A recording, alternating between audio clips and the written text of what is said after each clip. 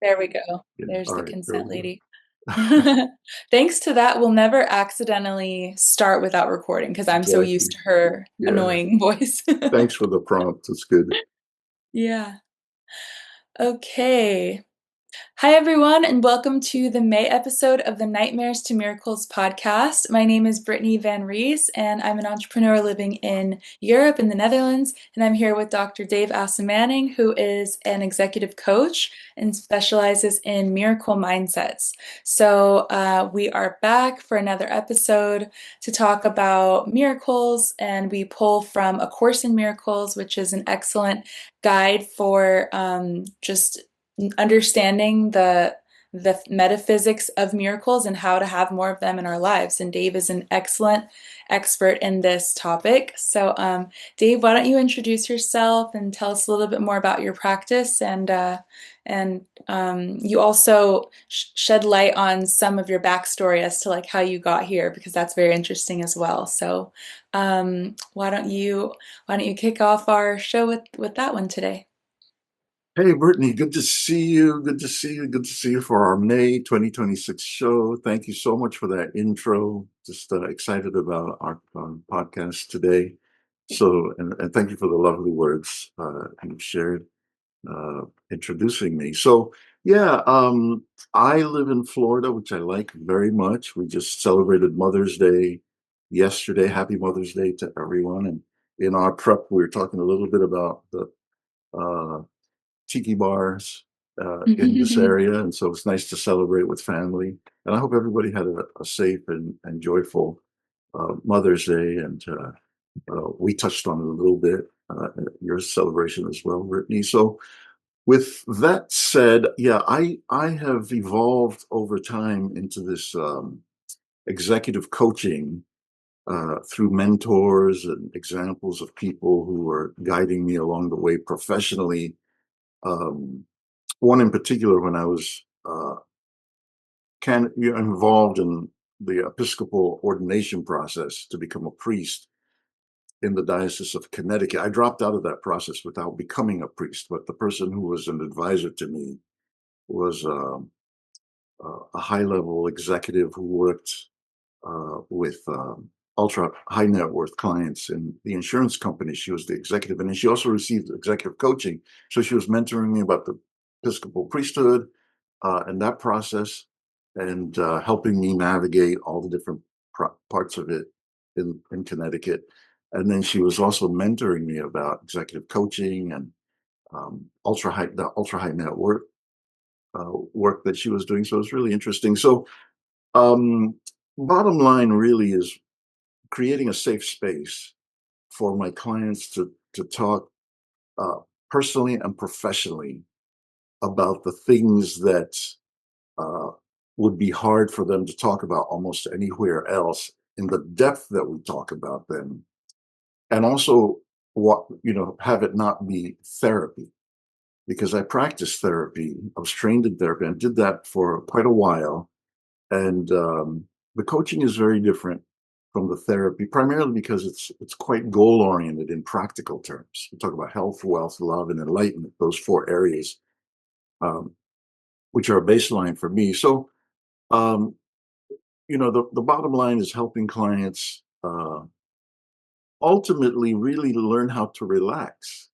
That's mostly what it boils down to. And today's material from A Course in Miracles takes this concept even deeper and universalizes it for all of us. We'll talk about that in a moment. Just want to give a quick anecdote about, as you mentioned, I love that word that you use, backstory. Uh, so yeah, I've been experimenting with sharing a little bit more about the backstory. So two dimensions to it. One is today's story. One is that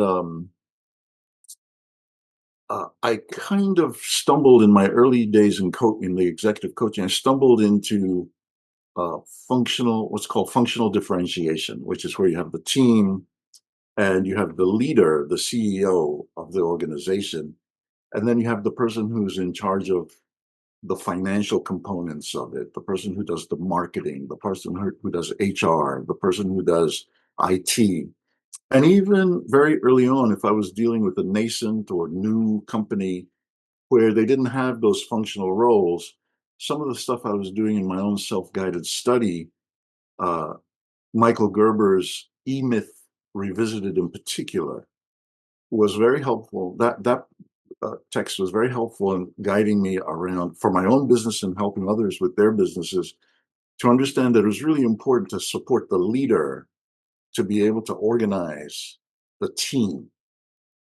So in one of my very first uh, jobs, working with the CEO, we talked a lot about that. We read that text, we studied it, and then we began to mold the people who were there. They were sort of in the functions, but the team wasn't necessarily having regular meetings, talking about each person's position or what was going on and so on. So, um, and the psychological piece, which I find really fascinating about this type of work with functional differentiation, is that uh, the leaders who are trying to make the switch to the teams from us being a solopreneur usually hold on very, very tightly to their prerogatives. In other words, this is a big push-pull with them and the team. It's like they don't give enough to the team often, or they're perceived as not giving enough or not trusting enough. Or so we try to work through a lot of that.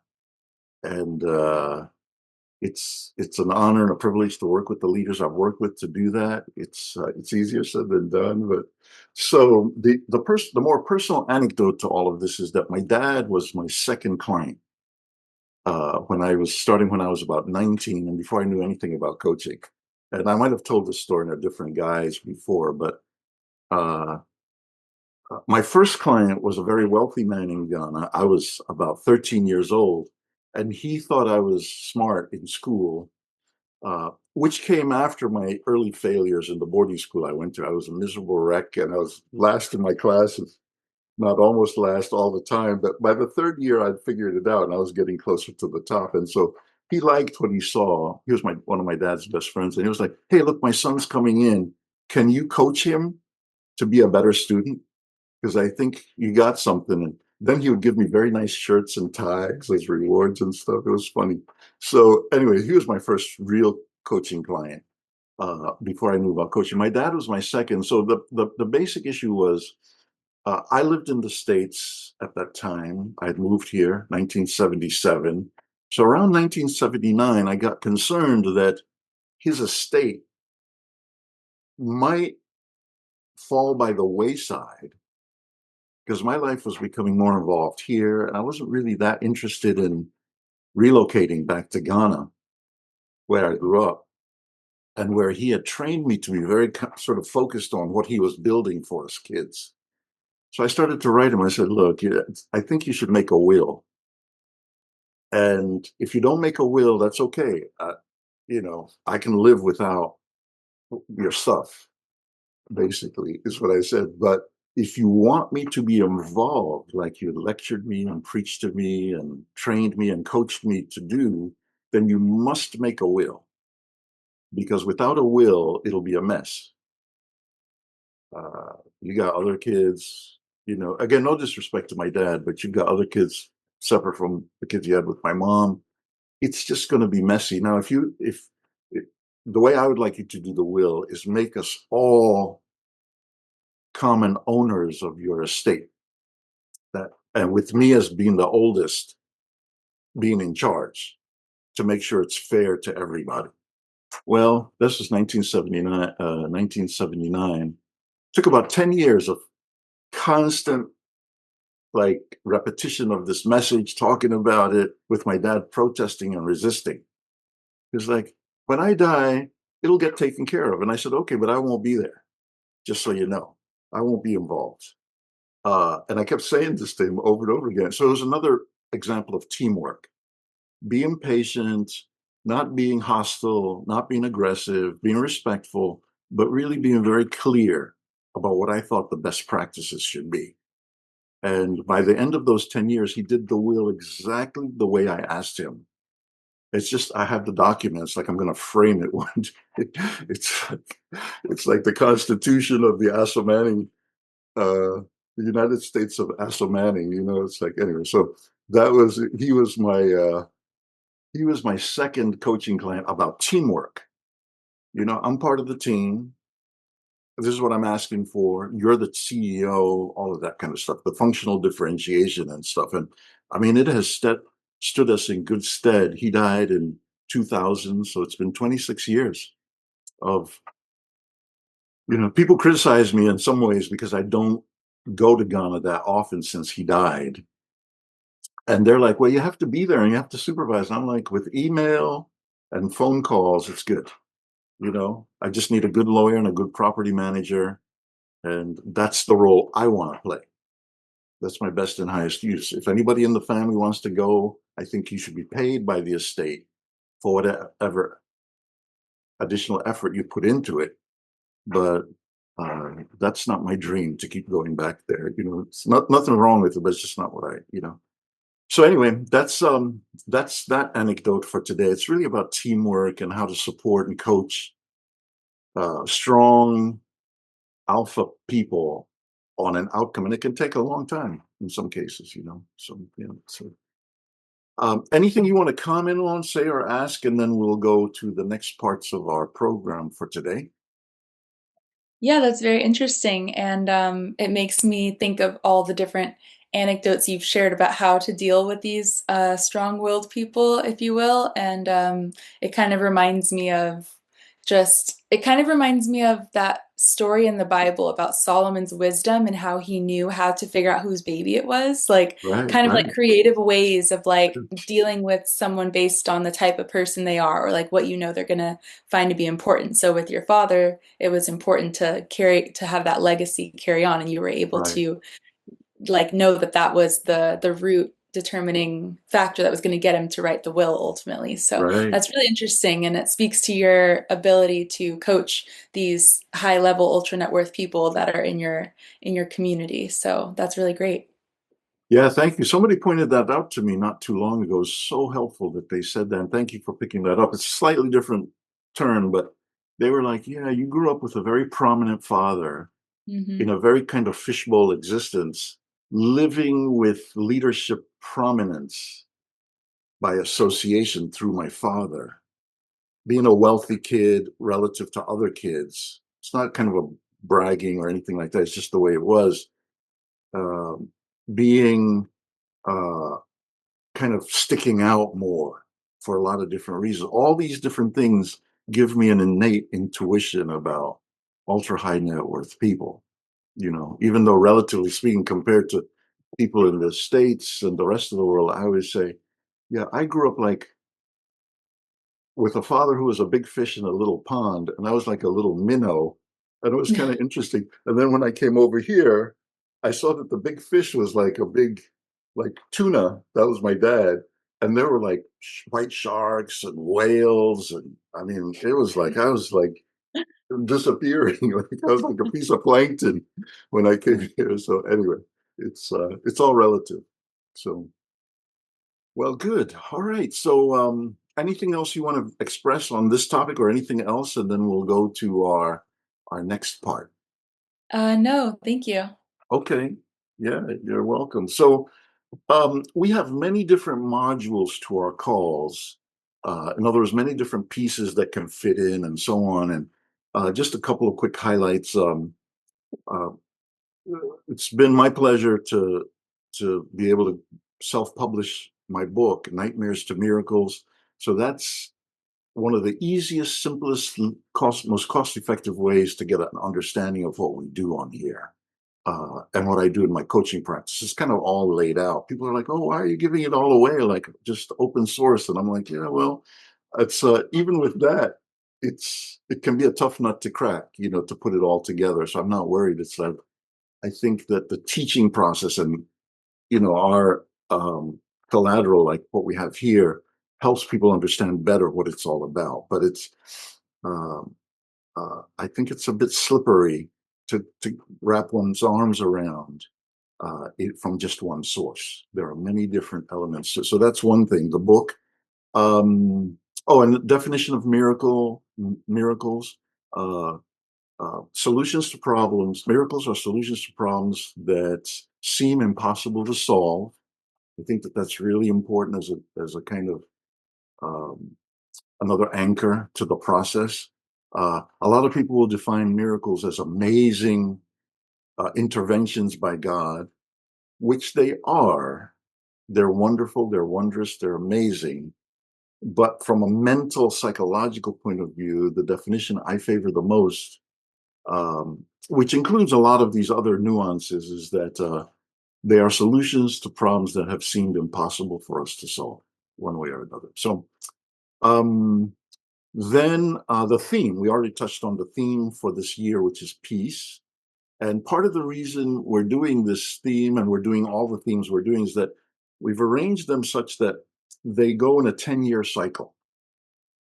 So after doing a theme a year for 10 years, I'm going to repeat the themes again. The reason being that it's very easy to forget what these themes are. And after before you and I started doing this podcast, I had done these themes before. And if you had asked me under duress what the themes were, I would be like, I know what the themes are, but I don't know what they're teaching. Really, I can't remember.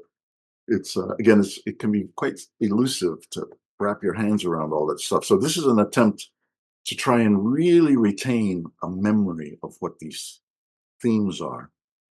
So the next part of what we do on our calls is celebrate a little bit our miracle journey together.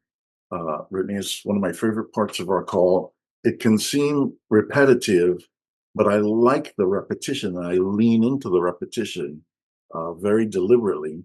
And then after that, we'll do the actual sort of new content for today. Then we have a segment on the headlines, and we don't really we discuss a little bit, but we don't really debate and argue like you would on a talking head show on CNN or Fox or whatever. We're bringing everything to the divine for miracle healing. Really, that's the intention of it. And then you usually close us out with your excellent calls to action and things like that. So that's where we are. So anything you want to comment on, Brittany, and then I'll get to our miracles.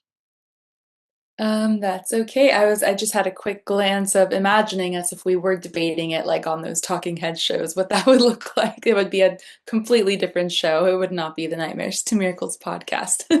Well, maybe, I mean, maybe it's a possibility at some point, and maybe it's also a possibility that we could do it like a TMZ type thing. How do you mean? Sometimes No. I'll say on my other call where I've vet and process and rehearse some of this, I'll say, so joining us from Atlanta, we have Brittany, who is going to tell us about the latest and the greatest from the streets of LA, where she was recently about this scandal and that scandal and this Oh, headline and okay. that headline. It's more like, and I'm reporting from here and there and this and that. It's more hammy, like, you Mhm. know, re- It has occurred to me that I haven't watched TMZ then, I think.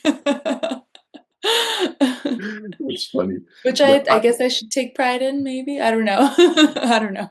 well, this is what I always say about different things. I don't deliberately watch TMZ, but you Sometimes can't on. sometimes avoid it when you're on Mhm. social media looking at different things, and you just get it. You get all kinds of stuff from all over.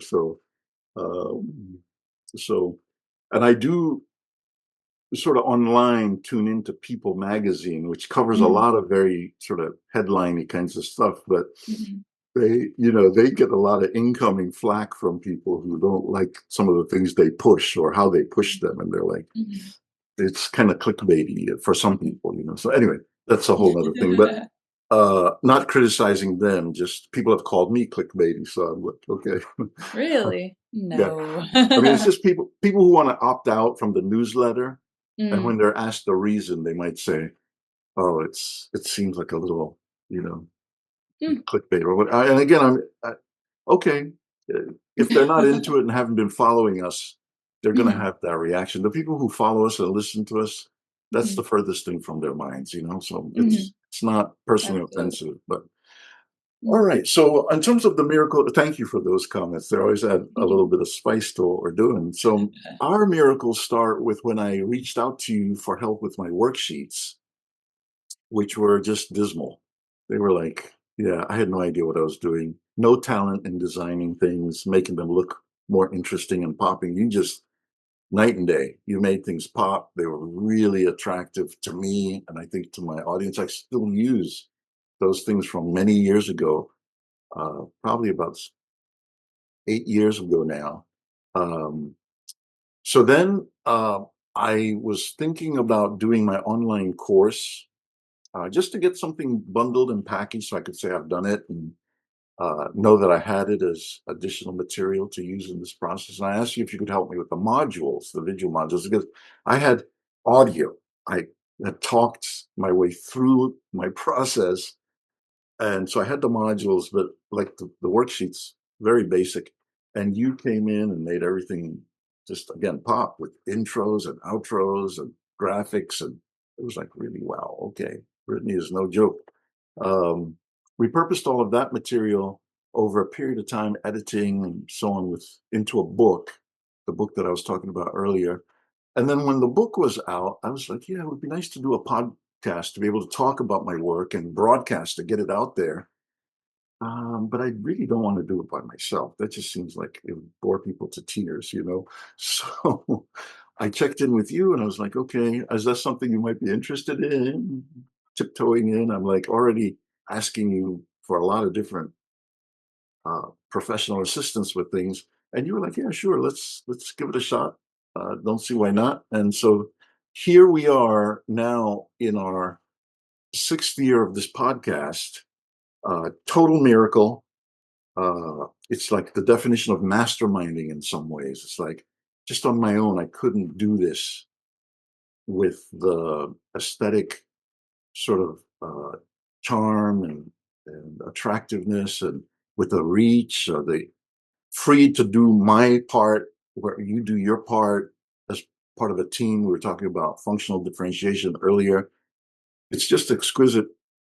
And last thing I'll say before I hand you the mic on this is that you post things too. I mean, you'll edit this raw footage from our Zoom calls, and then you'll post it to the audio uh, platform that we use. You'll post it to YouTube, which is the video platform that we use. And then you do wonders with this material, making it into a very exciting, vibrant, written podcast. You have your own secret mojo for doing that. So posting all those different things, I'm like, yes, Brittany, yes, Brittany. So over to you for anything you want to add and where people can find you, especially. You're all over our show notes in an important way. You're in our newsletter, but I want it to come from you in addition where people can find you. Oh, thank you for the shout out and for the compliments as well. It's always very heartfelt hearing coming from you and appreciated hearing that from you. So thank you and thank you for the opportunity because this is a very interesting um, segment of my work that I'm doing because I don't have any I wouldn't say regular spiritual work that I do on an ongoing basis and that really keeps me grounded on a personal level, so that's really special. And it's so funny that we reached out for just graphic design and then we ended up actually bonding over this shared appreciation for what we're talking about here on the show. And it's evolved into this very lasting long distance friendship that we have now, and your Uncle Dave to my son now. So Yes, yeah, it's been a amazing. real pleasure, and thanks for the professional shout out. So if anyone is interested in learning more about what I'm doing, or if I could help you with your media needs, then I have a website which is brittanynew.com, my maiden name New, and my real maiden name. People always wondered if it was some kind of stage name or something, but nope, my father gave me the name New. Wow, amazing. And then there was my YouTube channel as well, where I share some tutorials where people can learn how to do things themselves too, in terms of their media or branding, or I do a lot of stuff with AI as well. And it's really cool also that you are learning a lot slowly about how to post your socials and optimizing things. So that's really great that you can come to me with your questions and I can kind of fill in any little Yeah. knowledge gaps when I can. We have a really good teamwork going, and so I think no doubt this is considered a miracle, a miraculous relationship here that we have. So yeah, we celebrate that every month.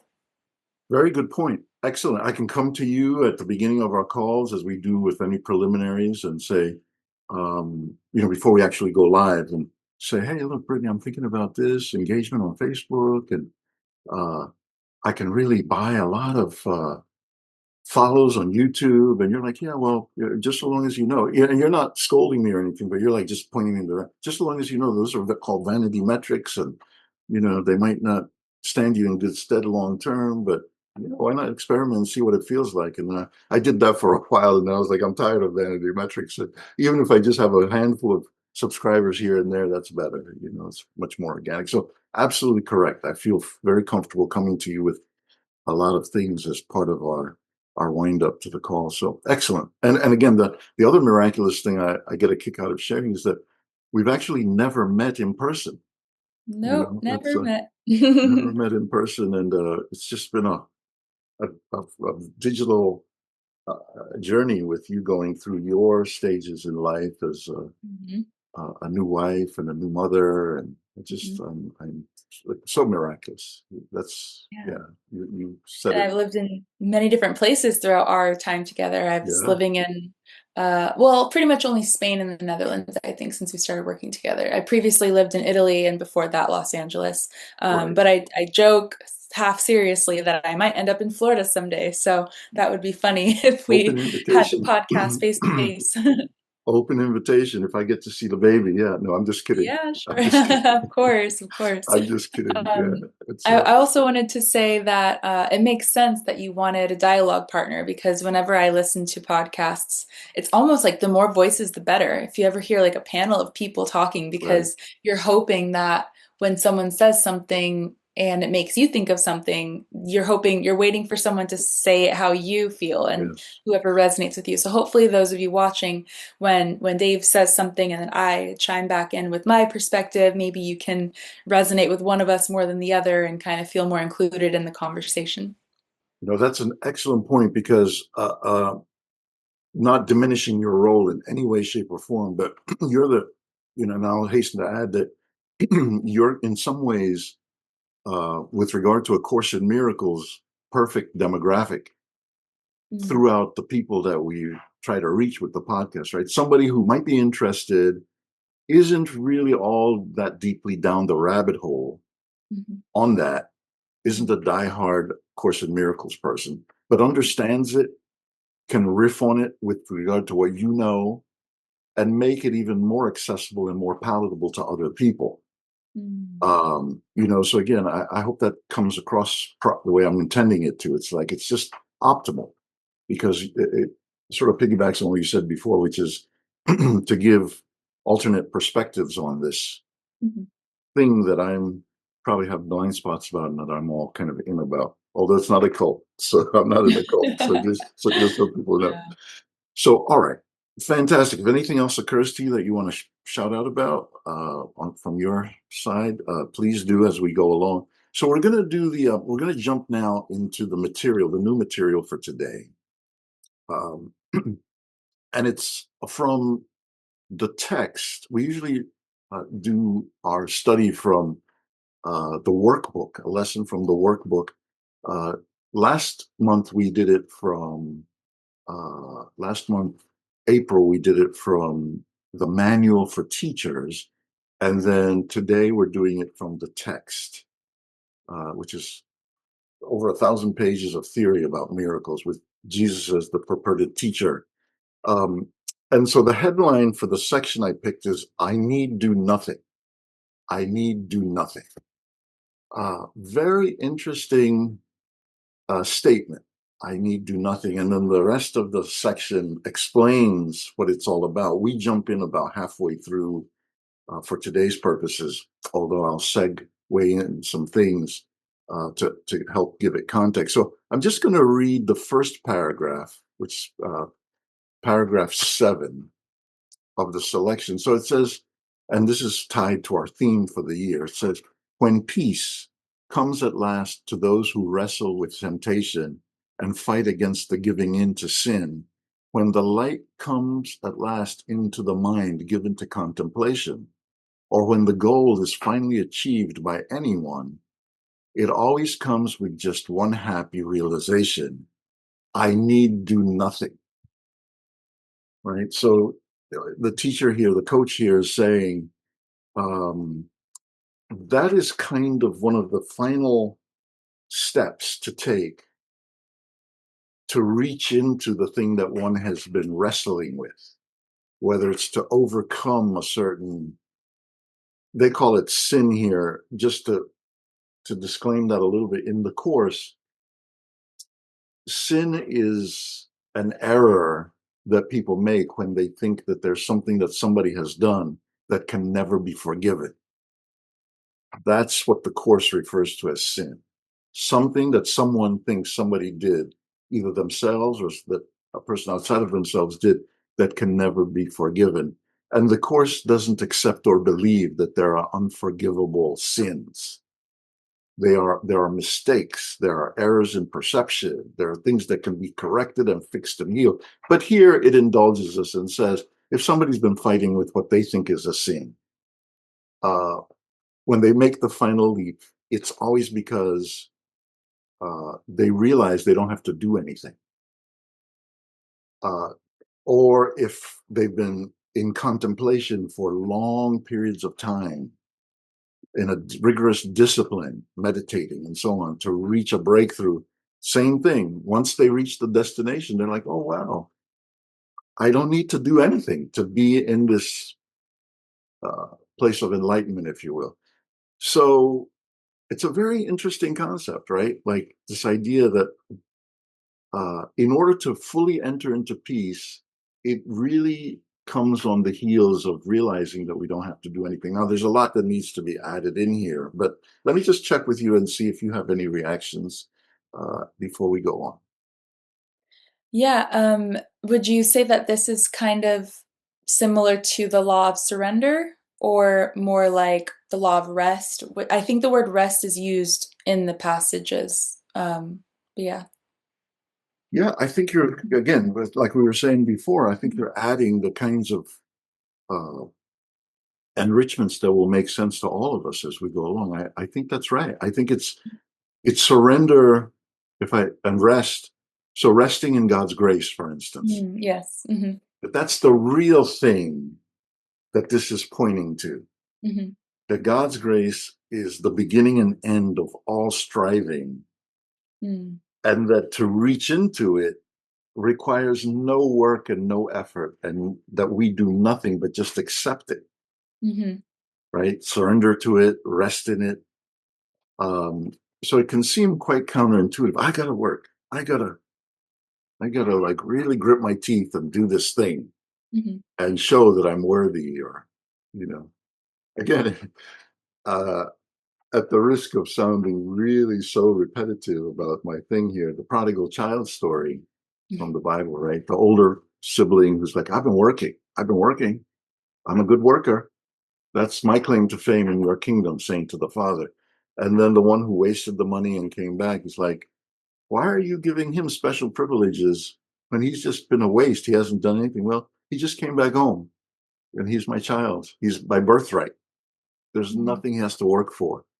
And I'm glad for what you've done, but you're both equally my children. You know, that kind of thing. It's all built in.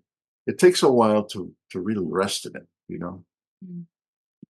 I don't know if there's anything else coming up for you. I'll go to a few of these other passages to Yeah, round things a out. quick thought. It's an Yeah, example my husband likes to mention in yeah, this context, which is he really likes this story, The Count of Monte Cristo. And he receives this big treasure at the end, and that's kind of his reward, and he didn't necessarily strive for it. It just that was yeah. his reward in the end. Hmm. That's a great story, although Hmm. I'll whisper that I like it because of the revenge in it. I don't You know if love you, revenge movies. yeah, oh my goodness. I mean, he's like so strategic in bringing everybody down who was so bad to him. Now, Lord forgive me. I say this. Atonement, atonement. Yes, exactly, exactly. It's just my shadow side, you know. I would be dishonest if I didn't claim that I like it when people get what's coming to them, but I Mhm. hasten to just, you know, ask for forgiveness and bring it to atonement so that it's not really the credo by which I live. It's Mhm. just part of my shadow. But yeah, your husband and I we're good company for each other because Yeah. Count of Monte Cristo is a good revenge movie for sure. Yeah, yeah. With He was interested in the treasure part, but yeah, revenge, treasure. I I'm Same also for Dave. Yeah. absolutely, and again, I like it. I like it's kind of a message to me. You can like the revenge part, but keep your eyes Mhm. out for the treasure part because it is Yeah. a big treasure in that movie. Mhm. It's Mhm. humongous, and that's how what he uses to like gain entree back into society when people think he was long dead and from his long prison term. And that prison term, man, he had so much to overcome to get out of there. But anyway, Mhm.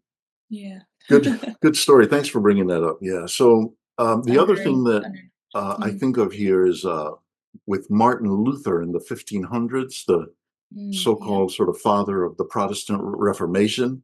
Mhm. So he is kind of the type of person that's in some ways being described here, although there have been many types, and we're all involved in it too, like I mentioned, through the prodigal son stories, but prodigal child stories, if you want to be gender neutral about it, or non-sexist or patriarchal about it. But he um he suffered from something that might have been what we would call OCD today, right? Mm. Where he suffered from something called scrupulosity, right? So as a religious person, he was constantly trying to clean his soul from impure thoughts and the things that I just casually glance over in myself, like, oh, I like revenge. It's like he he was like trying to hammer and pound those things out of himself. Like, oh, that thought I had. Okay, I'm going to spend the next 3 hours praying and praying to get rid of it.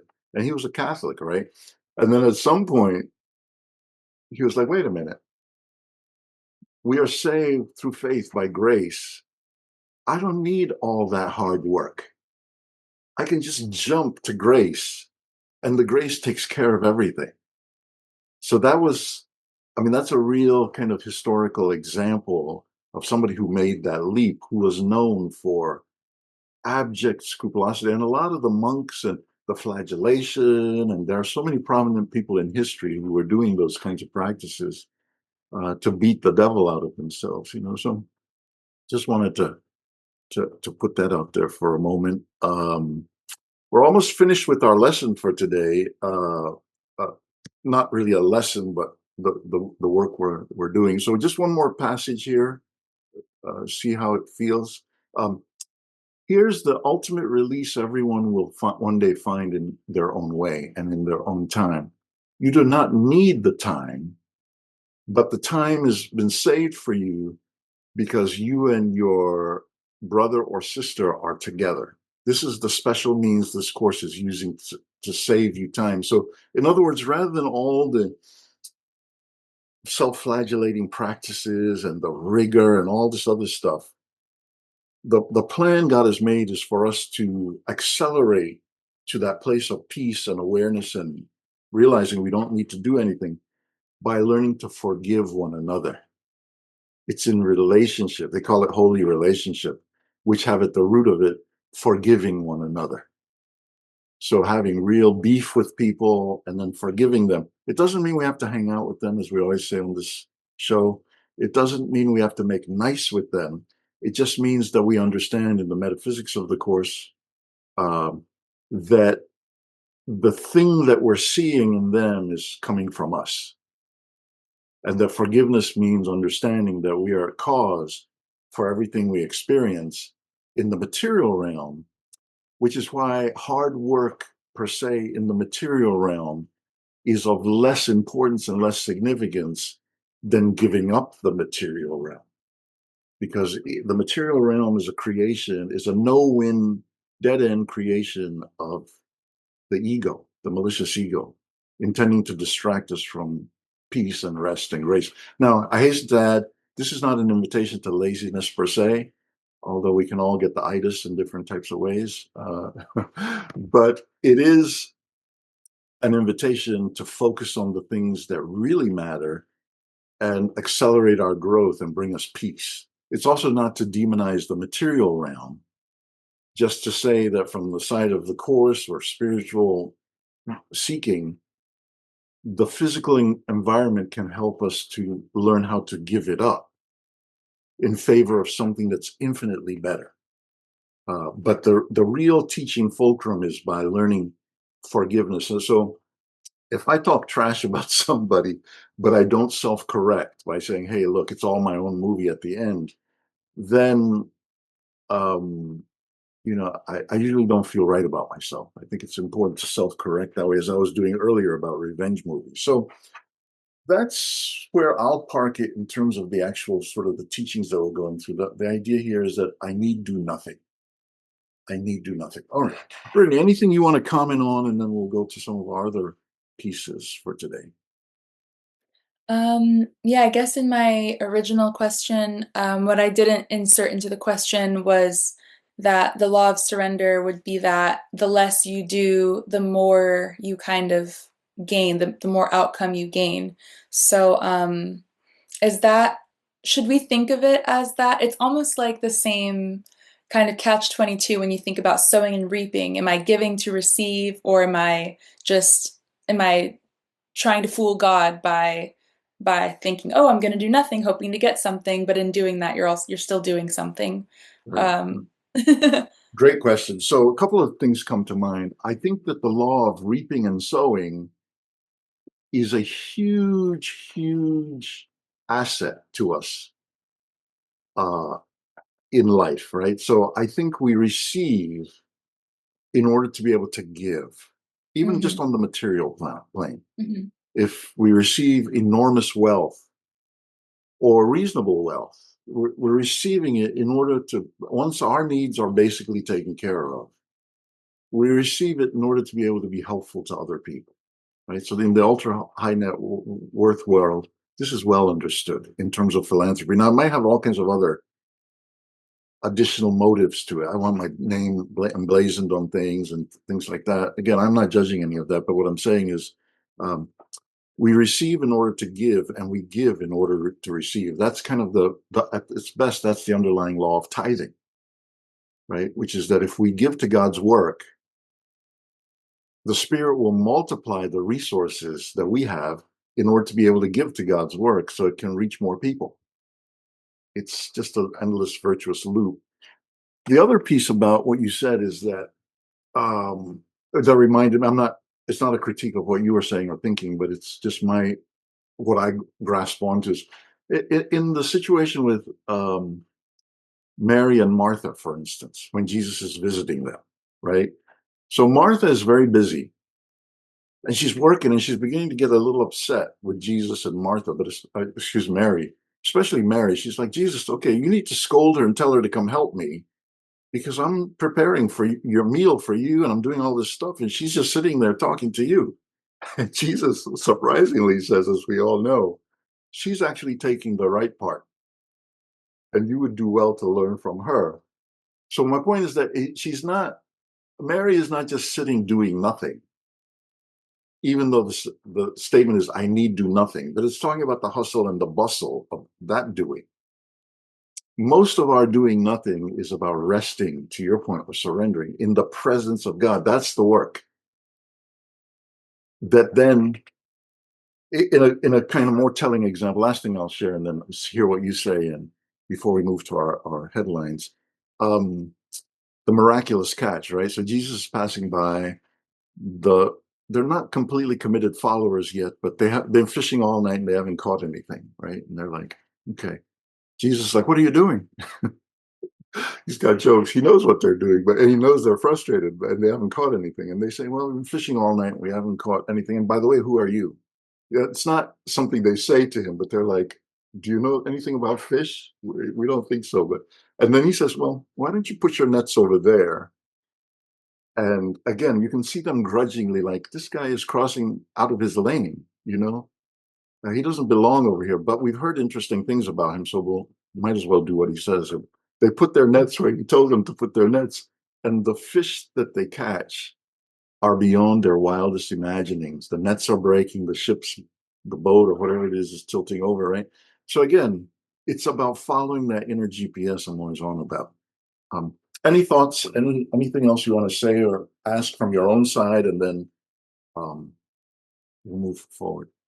Yeah, that really clarifies it. You had already said it, but then now you said it a different way. You've said it when you said, "We're not condoning laziness here, but we're trying to focus on the right things." Now you said it a different way, and that really, really sticks and can bring it all the way back to Mother's Day and just kind of this conversation that us mothers have about, do you want to, make sure the house is clean and make sure everything's perfect and provide enough activities for your kids and then also work and so you can buy them more stuff, or do you just want to be a present mom and just like that's your kind of sole goal is to just be a present mom because Yeah, that's really what they're going to remember and take away, not to demonize working or right. etc., but that kind of conversation that really the Martha Mary story, Martha Mary, yeah, story really speaks to me on that level. I love it. I love that's such an exquisite example. It's a beautiful example. It immediately reminded me when I was an early therapist in training in the early 90s. One of my supervisors, I would come in and say, "Why are you so active? You talk Mm. too much. You ask too many questions. You just need to learn how to sit with the person." And I was like, "Well, I'm not made for sitting. I need to be active. I want to ask questions." And they're like, "No, well, this is not just you do whatever you want. We have the power of your certificate." I mean, they didn't threaten me like that, but that was the message. It's like you need to learn to be just sitting Mm. and holding space. And I Mm. just, it didn't make any sense to me when I first started. Now it does completely. But I love how you said that about mother, Mhm. because you could tell that they will experience your presence and your love, and husbands, wives, other people are like, "I do all of this work for you." And you're like, "Well, I never Mhm. asked you to. I Yeah. wanted you more than I wanted it." That those cliches and stereotypes, like, Mhm. wow, that's heavy. That's in a Mhm. good way. Thank you, Brittany. Yeah. Yeah, thank you. Yeah. That's the call to practice, right? We usually have a call to Yeah. practice. Like we're just practicing how to be present Mhm. with the divine perfection Mhm. that is our inheritance, Mhm. right? That not in ourselves, but through our connection to our source and our creator, we are perfect. And how to Mhm. sit in that and rehearse that a lot, all through and that's the main job. Other than that, we don't have to stress and strive and fret. All right. So our next section will be the headlines before we begin to wind down with the call to action, which is your domain. So, well, I'll just give a couple and then we'll see where we are. So we still got the Iran war, the Strait of Hormuz, and how that's affecting the global economy and oil, gas prices, and all of that. Um, Trump is supposedly, by some polls, deeply unpopular because of gas prices and affordability, the war, immigration. Prince Charles and Camilla, Queen Camilla, came to the States for a visit. He was a breath of fresh air to listen to. He Mhm. was funny. He was smart. He poked fun at the United States, poked fun at our government. And he said something at one point. Let's see if I can remember it without flubbing. He says, "I've heard in some circles that you all say that if it hadn't been for you, the UK would be speaking German because we Mhm. would have been defeated by the Germans." And he said, "Well, I've heard it also tell that if it hadn't been for us, you would be speaking French, because we rescued you from the French," kind of a thing. It's like he was just so clever and so funny about so much of this stuff. Um, the Met Gala that was held recently, there was some controversy about Jeff Bezos and his wife sponsoring it for $10 million. People didn't like that. An assassination attempt on Trump at the White House journalists event a couple weeks ago, several weeks ago. Uh, Last thing I'll say for now, the former lieutenant governor of Virginia, an African American man, about 3 weeks ago, maybe closer to a month, maybe, I'm not sure in the precise dates, he shot and killed his wife and then killed himself, leaving his two teenage kids alive in the house. So it was in a kind of one of those more total murder suicides. But that was a big topic of news on the African American sort of social networks. Then there was a woman before that who was on the city council in one of our towns here. Maybe it was Del Rey in Florida, the Treasure Coast. She was killed by her husband, African American couple.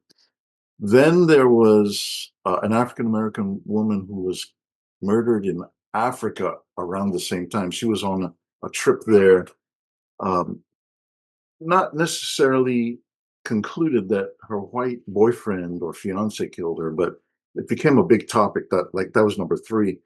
And then the final one in this sequence was a man who killed 8 children, I think under the age of 10, in Shreveport, Louisiana, 7 of whom were his kids and one of whom was somebody else's kid.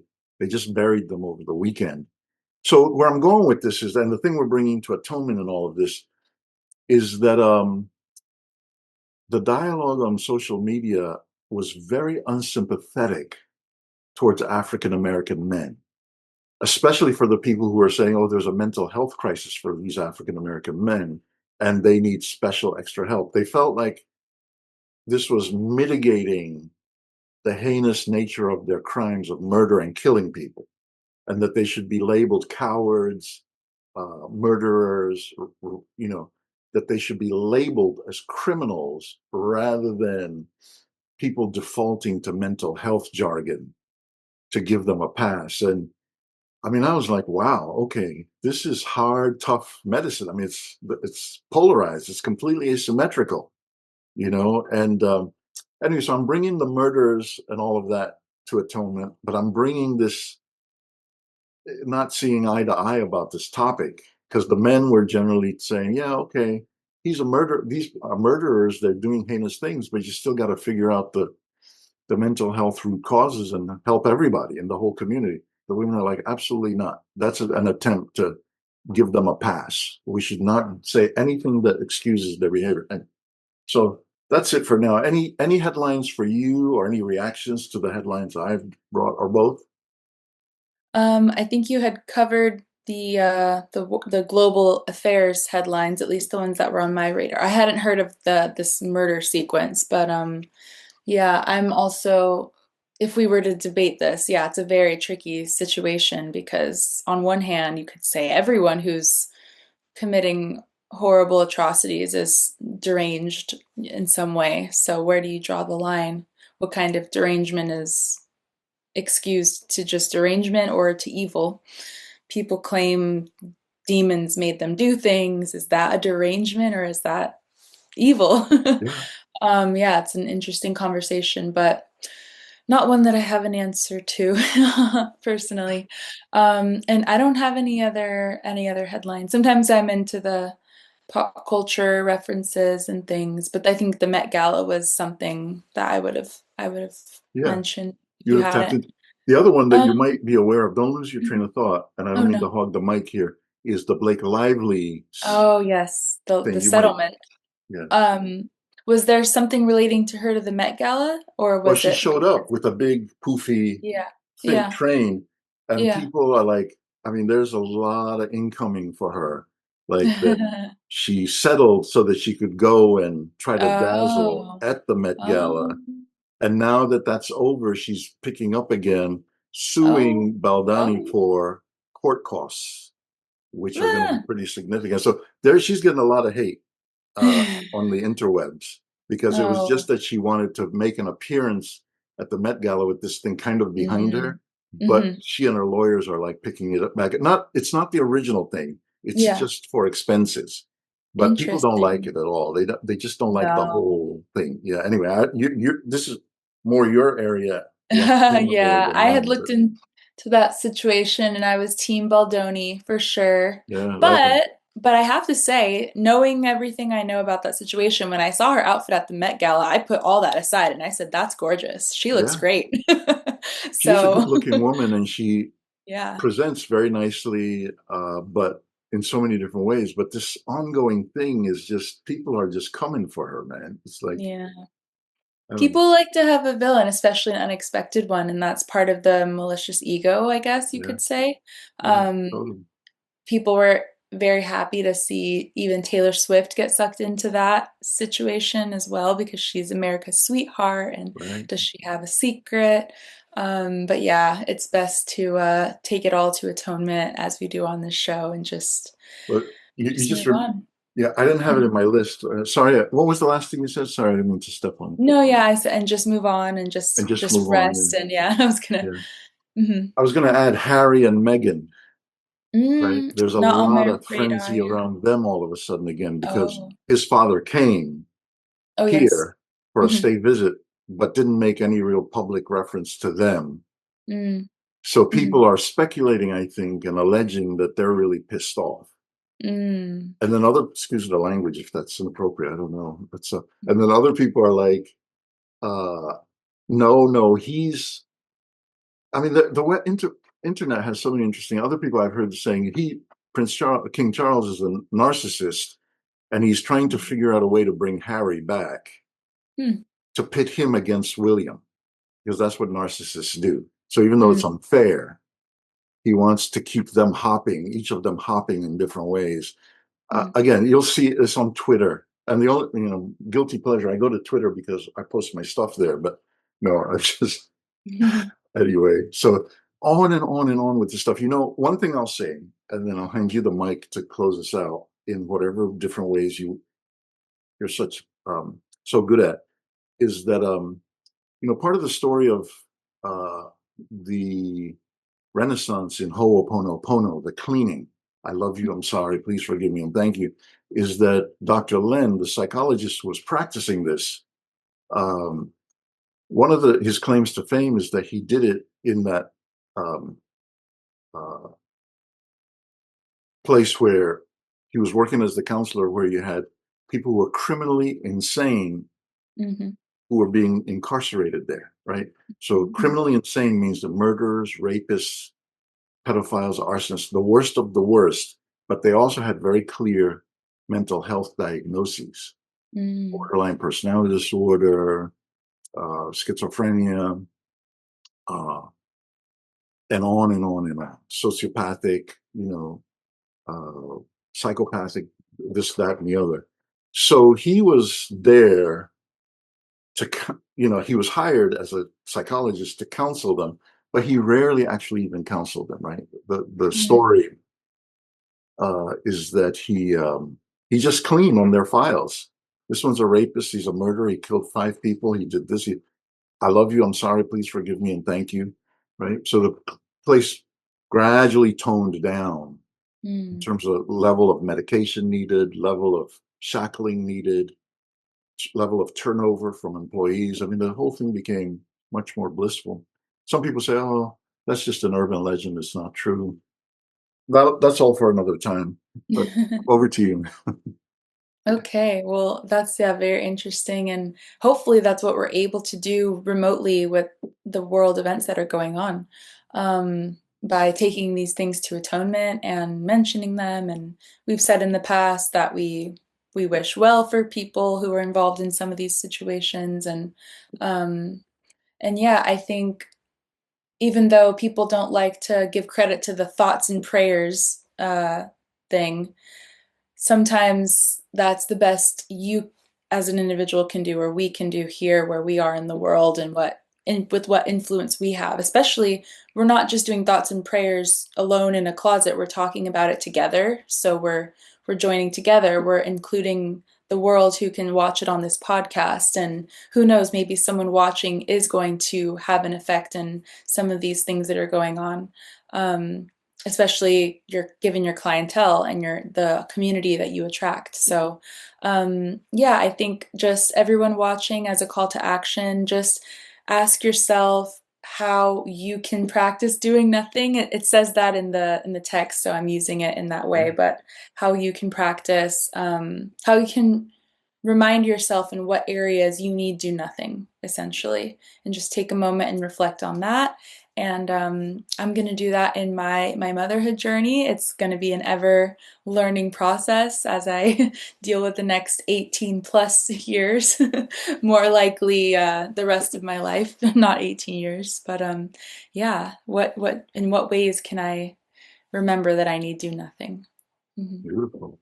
Beautiful. I Mhm. love how you tied all of that together to to charge us with this call to action. I'll do it with social media, among many other Oh, things. there you Yeah, go. just like chill Perfect. out and even more, and just let the spirit do what spirit's going to do and be Yeah. restful. And Yeah. to your credit, I feel that you immediately took that stance and did that when it came to the restoration of your home from the tornado. You were just so grateful with the immediate solution that arose, and the rest you just kind of put your hands up and said it's in God's hands. And look how that's been going. It's been Man, great. that is the truth, Ruth. Mhm. I mean, that was like we got our butts kicked big time, but didn't Yeah, lose life or limb. yeah. People in our area died. Thank you so much for that. Yeah, I feel like it's just the immeasurable love of God for Mhm. Mhm. all of us, each and every single one of us, uh, living, dying, dead, whatever. It's like that love is super abounding, Mhm. and thank you for that remembrance. Yeah, appreciate that so much, and the way you tied all of this together. Thoughts and prayers. I like thoughts and prayers. Yeah, yeah, I like me thoughts too. and prayers a lot because it's not just a cliche. It's not just a superficial thing. And it's a wonderful life, as George Bailey is struggling and wrestling with his mortality and whether to kill himself or not. His kids are praying, the whole town is praying, and those prayers are going up. And Joseph, one of the chief angels, is trying to figure out how to send Clarence down to help George Bailey because of the thoughts and prayers of that whole town. And the whole Mhm. movie is about the fact that nothing, no iota of light or love is lost Mm. ever in any situation. It's so important that you brought that up. It's so important. Thank you. Yeah, that's beautiful. That's beautiful. I Yeah. need to rewatch that movie. Yeah. All right. Well, thanks, Dave, for another great show. And I hope that everyone who's listening got something out of it today. We have a link if you want to listen. If you've watched the video, you want to listen audio as you're driving, or if you want to read the version that I've written as text version, which sometimes has slightly different ways of saying Great. the same things Great. and can read the summary of what we've talked about today, then go ahead and click there. But other than that, I will see you next month, Dave. Looking forward to it already, Brittany. Thank you for the marvelous show. Thank you for everything Mm. you brought. I just love what we do together. Really appreciate you and the miracle of it all. And to our audience, everyone who listens in and lets us know that you appreciate in your own way, whether it's a post that you make or a private message. We're very, very grateful to every bit of what we hear from you with regard to this. So, Brittany, thank you. I'll see you next month. Bye to our audience. We'll see you next month. Bye, everyone. Bye, everyone. Okay.